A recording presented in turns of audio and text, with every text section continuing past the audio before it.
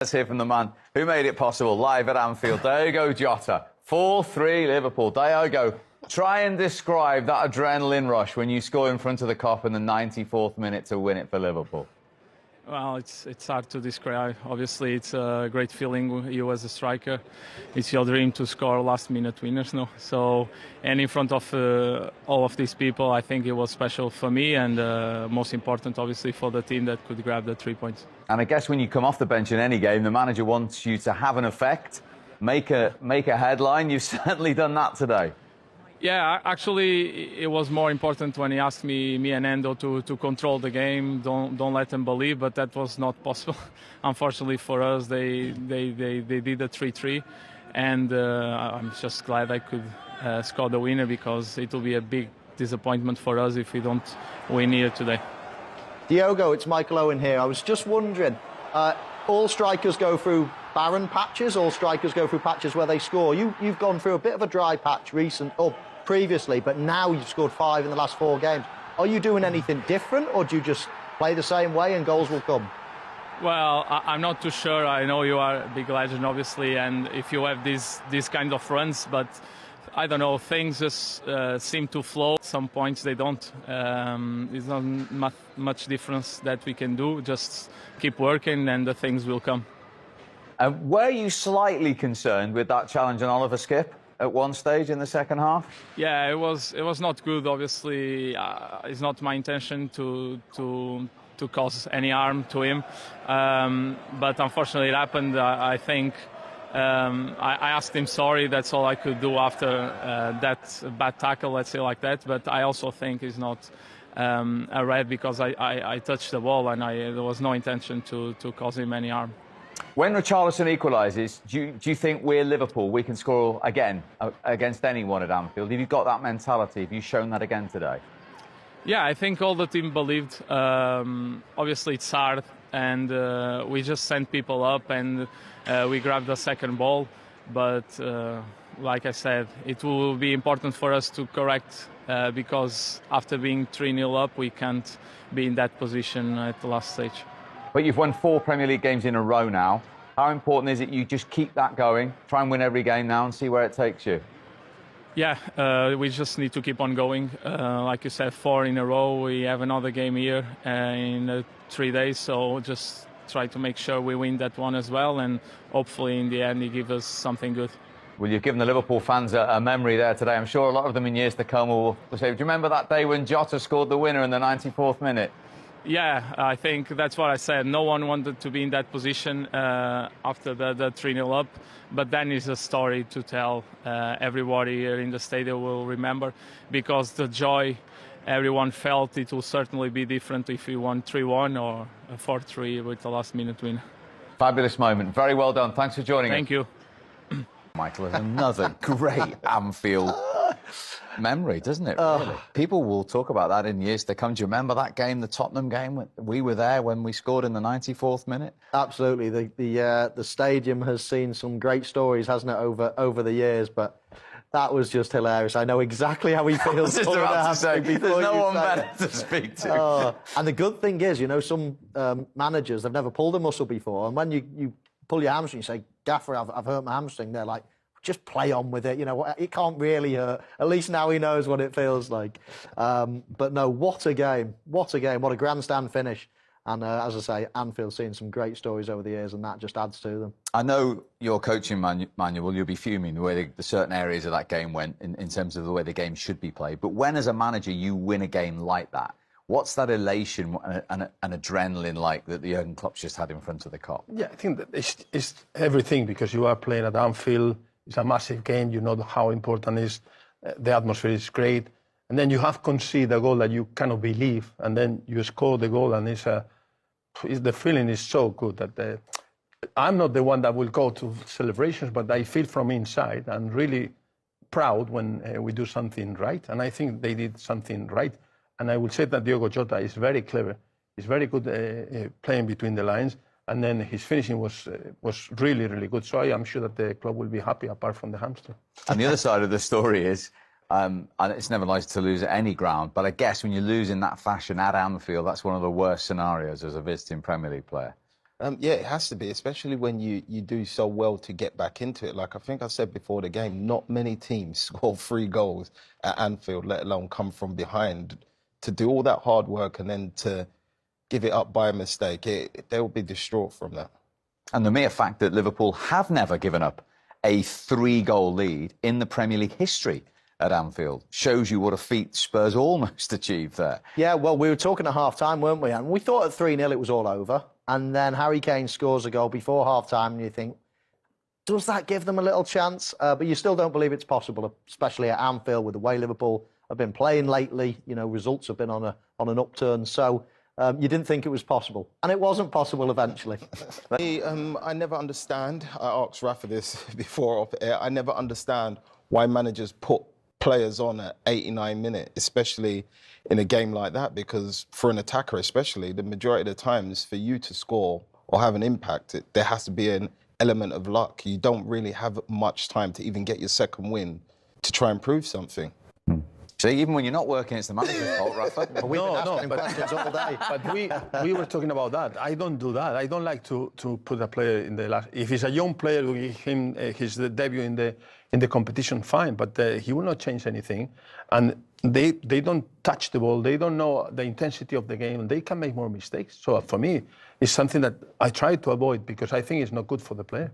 Interesting. Much, much more to discuss. We just need to take a big, deep breath and reflect on this weekend so far. In the Premier League, that has provided 36 goals, and that is the second joint most so far of the entire season. And of course, there's still one very big game to come, which we'll come to in a moment. It began with 7 goals. Crystal Palace soaring up to 40 points under Roy Hodgson, beating West Ham 4-3. Forest were 1 up and then lost 2-1 in the 94th minute at Brentford. Brighton's biggest ever Premier League win.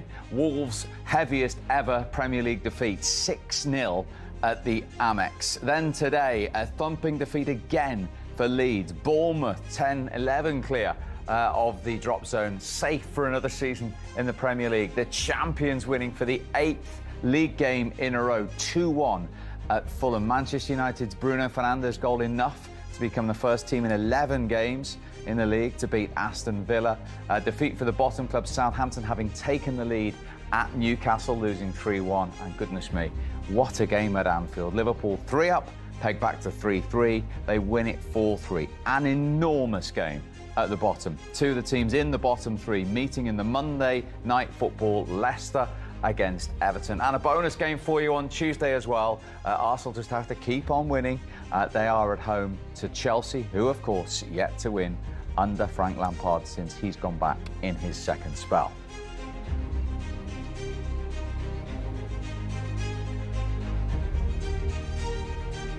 So, Manchester City back on top of the Premier League with a lead of more than goal difference for the first time since November the 5th. And of course, they have 6 to play, and Arsenal only 5, with a better goal difference of plus 14 as well. Look at Newcastle United and Manchester United. 65 points and 63, respectively, really in the box seat for Champions League football next season. Liverpool have gone above Spurs, up to 5th, 56 points, 2 clear of Spurs. They've played a game less. 2 clear of Villa. They've played a game less as well, but Brighton's still lurking with those games in hand on 52 points. Southampton, 12 points to play for, and they are 6 from safety, the bottom club. Just to emphasise how huge second from bottom against third from bottom is in the Monday Night Football. Everton and Leicester in the drop zone. Everton 2 points from safety. Leicester 1, and Leeds, after that defeat today, stay 1 point clear the bottom 3. But they know if there's a winner in the Monday Night Football, then Forest will drop into the relegation zone. West Ham's buffer is still 5 points. And just a word on Bournemouth, who, as I say, have now won 11 games this season, 6 of them in 12. They've gone up to 39 points. I know they've played 2 games more, but they are level on points with Chelsea. Welcome back. Another quiet affair at Anfield for you in the Premier League involving Liverpool. They lead Spurs by 3-1. And talking of 3, it was 3 minutes in. Let's get straight into it. What a start for Liverpool, Rafa, this was.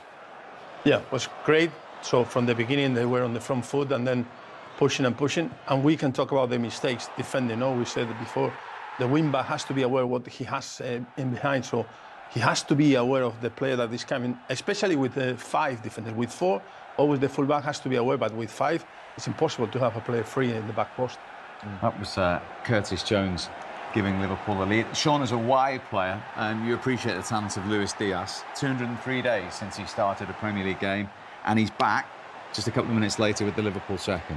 Yeah, and he started the game like high, very intense, a lot of off-the-ball running, and it's a great run here. He just nips in front of Romero there, and the finish is amazing because he's already past the first post, so he has to guide it back in, and he does it perfectly well, and there's not a better return start than that.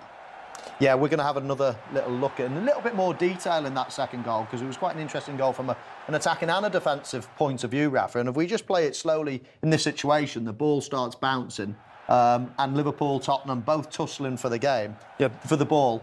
And when we pause it? The first thing for me is that the main thing is the ball. So you have to be aware where is the ball. After you have controlled the space, and then after the opponents. In this case, you have 2 players.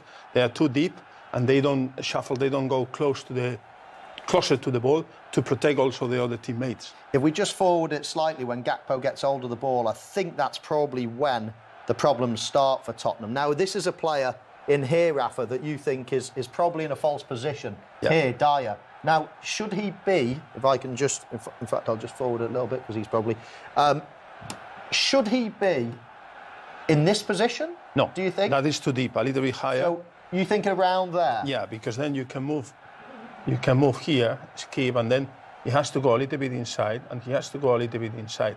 So this pass behind the wing back is very, very difficult, and he can protect him, and he can go to press if it's necessary. But they have to shuffle a little bit, and they have to cover each other. And that's to block that gap, because when we undo all that, Steve, I think this is the gap that Tottenham should be worried about for these players like Mo Salah that we've seen so many times. That's the bad gap. And if we forward it on just slightly, the gap just widens and widens, and all of a sudden in this situation, if he had been over here, then that ball probably wouldn't have come in the first place. Yeah, that is very clear, this position, and also Porro, the wingback has to be a little bit inside, and they will control that. Yeah, and then we'll just forward it, Steve, just to when the cross comes in. And again, poor defending from Tottenham. I mean, there's one space that you've got to try to block, and that's that one in here, I guess. Just make sure the attacker can't get anywhere across the near post. Exactly that. I think for a Spurs point of view, I think there is no other option, no other pass on, and that's the only pass he can pick. So I think Romero has to do way better in that position.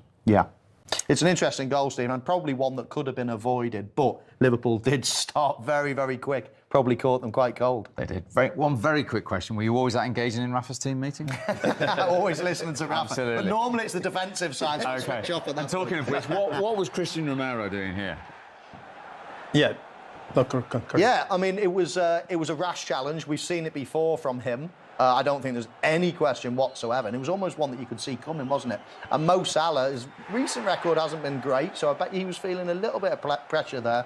But he's decided to go down the middle, and you think that was sealing the deal at that point. But Tottenham have bounced back and got back into the put his last 2 penalties off target, remember?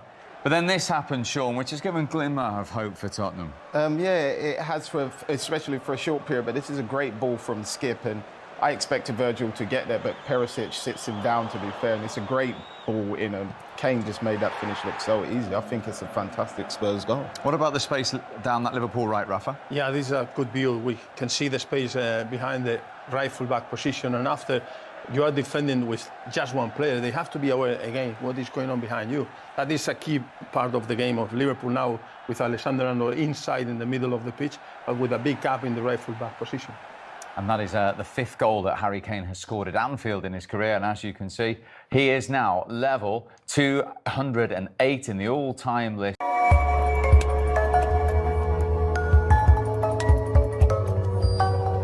Position MRBEAR. Alors, que se passe-t-il? Le buteur Hakim Ziyech est resté au sol.